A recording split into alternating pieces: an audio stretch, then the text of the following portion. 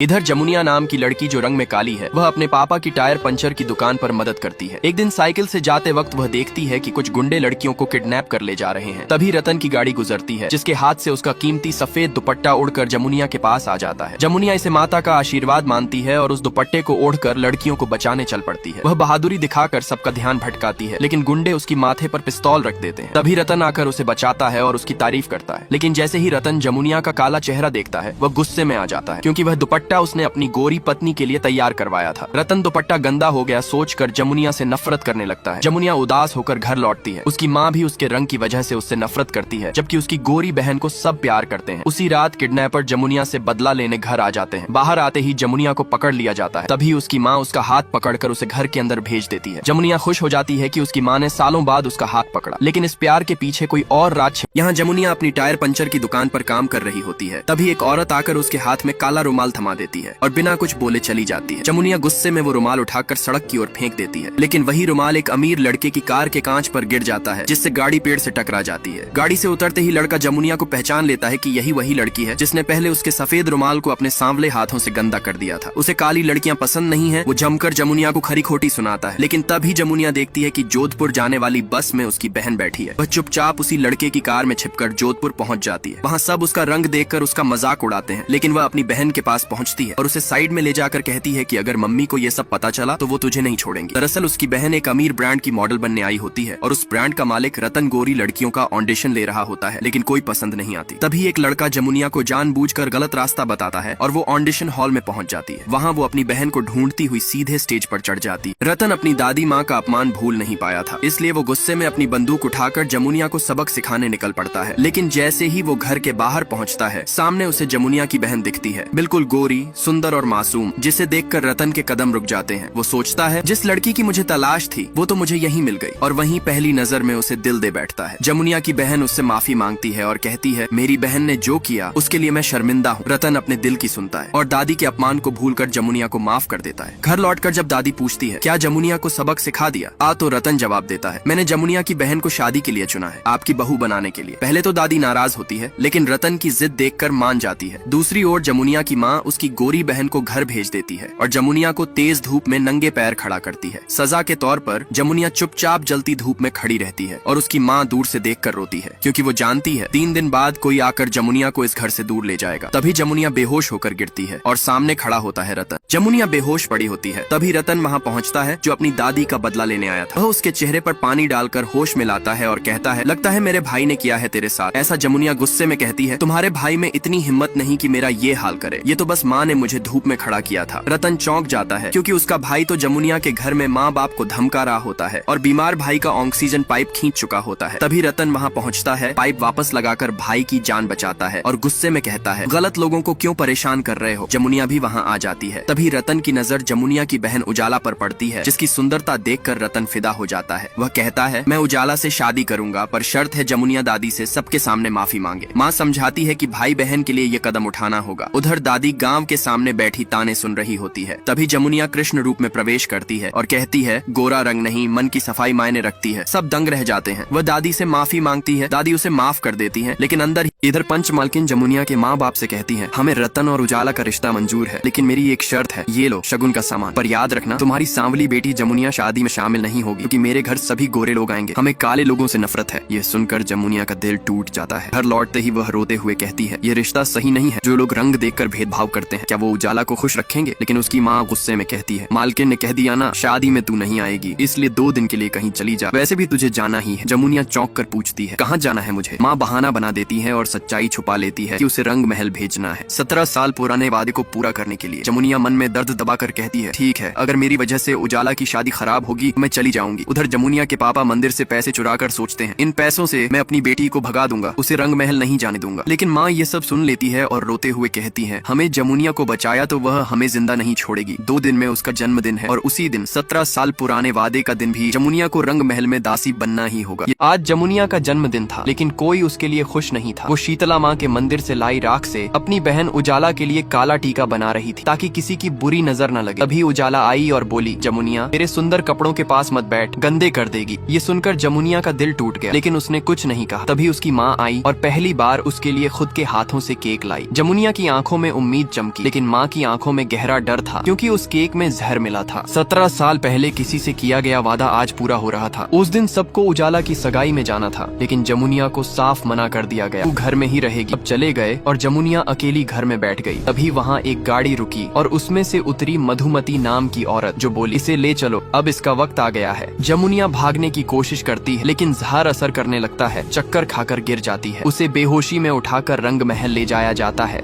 जहाँ उसके कपड़े बदले जाते हैं, उसे सजाया जाता है और मधुमती चिल्लाती। इधर जमुनिया, जिसका रंग सांवला होता है, जब रतन के फंक्शन में गलती से स्टेज पर पहुंचती है, सब उसका मजाक उड़ाने लगते हैं। कोई बोलता है, रतन ने हमारा टाइम बर्बाद कर दिया। इतने में खुद रतन भी गुस्से में स्टेज पर आता है और डेकोरेशन तोड़ते हुए चिल्लाता है, मुझे काले चेहरे से नफरत है, निकल जाओ यहाँ से। ये सुनकर जमुनिया अंदर से टूट जाती है और सब उसके पीछे हंसते हैं। लेकिन जब रतन घर लौटता है तो उसे पता चलता है कि उसकी दादी ने उसके लिए स्वयंवर रखा है, जिसमें सुंदर लड़कियां आएंगी और जिसे रतन पसंद करेगा वही उसकी बीवी और कंपनी का चेहरा बनेगी। यह खबर जमुनिया की माँ को भी मिलती है और वह अपनी गोरी बेटी यानी जमुनिया की बहन को लेकर स्वयंवर में पहुंच जाती है। जमुनिया भी उनके साथ चुपचाप जाती है। वहाँ दादी एक एक करके सुंदर लड़कियों को बुलाती है। कोई लहंगे में आती है, कोई साड़ी में, पर रतन को कोई पसंद नहीं आती। तभी एक लड़की पूरे मेकअप के साथ आती है, जिसे देखकर दादी कहती है, हमें दिखावे और मेकअप से नफरत है और काले चेहरे वालों से तो बिल्कुल नहीं। अभी पीछे से जमुनिया सामने आती है और दादी की पेंटिंग पर पानी डाल देती है और कहती है, अगर रंग काला है तो क्या हुआ, मन सुंदर होना चाहिए। आगे जानने के लिए सब्सक्राइब करें और लिखें नेक्स्ट पार्ट।